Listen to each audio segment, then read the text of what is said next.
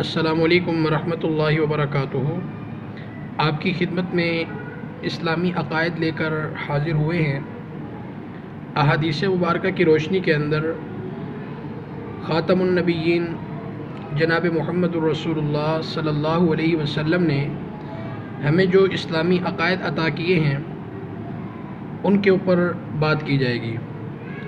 سب سے پہلے نمبر پر ہمارا جو عقیدہ ہم بیان کریں گے وہ عقیدہ توحید ہوگا، پھر عقیدہ رسالت، پھر عقیدہ ختم نبوت، پھر عقیدہ صحابہ، پھر عقیدہ اہل البیت، پھر عقیدہ حضرت امام مہدی علیہ الرضوان، پھر عقیدہ سیدنا عیسیٰ علی نبینا وعلیہ الصلاۃ والسلام، پھر عقیدہ قیامت، عقیدہ جنت، عقیدہ جہنم۔ یہ تمام عقائد انشاءاللہ سب سے پہلے ہم احادیث کی روشنی میں بیان کریں گے اور اس کے بعد انشاءاللہ وقتاً فوقتاً اس پر بات ہوتی رہے گی۔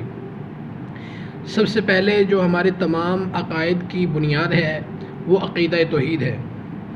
جب تک ہمارا عقیدہ توحید نہیں ہوگا تب تک ہم صحیح معنوں کے اندر مسلمان ہیں ہی نہیں۔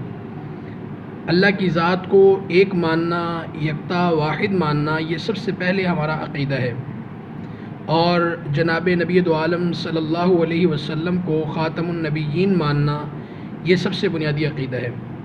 تو عقیدہ توحید پر سب سے پہلے میں ایک حدیث مبارکہ آپ کے سامنے پیش کرتا ہوں۔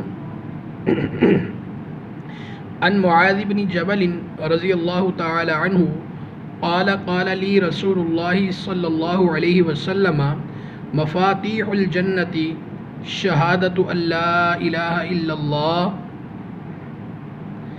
حضرت سیدنا معاذ بن جبل رضی اللہ تعالی عنہ نے نبی دو عالم صلی اللہ علیہ وسلم کا یہ ارشاد مبارک نقل کیا ہے، جس کے اندر نبی دو عالم صلی اللہ علیہ وسلم نے حضرت معاذ بن جبل رضی اللہ تعالی عنہ سے یہ ارشاد فرمایا کہ مفاتیح الجنہ، جنت کی جو کنجیاں ہیں، شہادت ان لا الہ الا اللہ، وہ اس بات کی گواہی دینا ہے کہ اللہ کے سوا کوئی عبادت کے لائق نہیں۔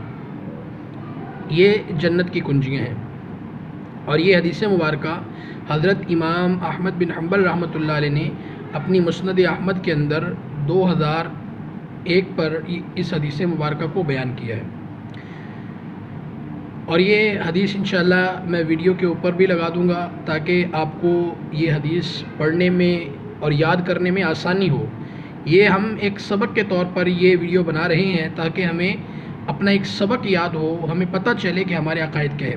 دوسری حدیث عقیدہ توحید پر، عن عثمان رضی اللہ تعالی عنہ قال قال رسول اللہ صلی اللہ علیہ وسلم من مات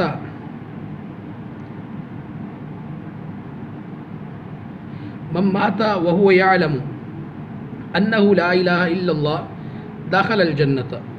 حضرت سیدنا عثمان رضی اللہ تعالی عنہ نے نبی دو عالم صلی اللہ علیہ وسلم کا یہ فرمان مبارک نقل کیا ہے کہ جو بندہ اس حال کے اندر فوت ہوا کہ وہ اس بات کی گواہی دیتا ہے کہ اللہ کے سوا کوئی عبادت کے لائق نہیں، تو ایسا آدمی جنت میں جائے گا۔ اس کی کافی ساری وضاحت ہے، وہ وضاحت آپ علماء سے سنتے رہتے ہیں کہ جب تک اگر اس کے نیک اعمال ہیں تو سیدھا جنت میں جائے گا، اور اگر کچھ اعمال میں کمی ہے اللہ اپنی رحمت سے چاہیں گے ڈائریکٹ جنت کے اندر بھیج دیں گے، اور اگر اللہ چاہیں گے تو کچھ سزا بھی دیں گے۔ تو ہمیں اللہ سے یہ گمان رکھنا چاہیے کہ اللہ انشاءاللہ اپنا فضل و کرم ہم پر فرمائیں گے اور ہمیں اپنی جنت عطا فرمائیں گے۔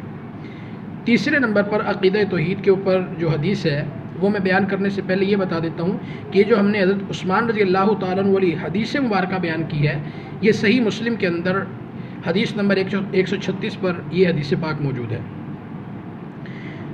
اور نمبر 3 پر جو حدیث مبارکہ میں آپ کے سامنے پیش کرنے کی کوشش کرتا ہوں وہ حدیث بھی آپ سماعت فرما لیں۔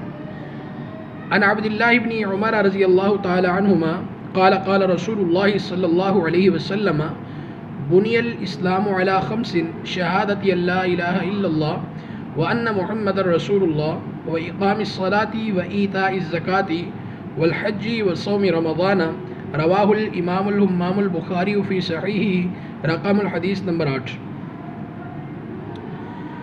حضرت عبداللہ بن عمر رضی اللہ تعالی عنہما ارشاد فرماتے ہیں کہ اللہ کے پیارے محبوب صلی اللہ علیہ وسلم نے یہ ارشاد مبارک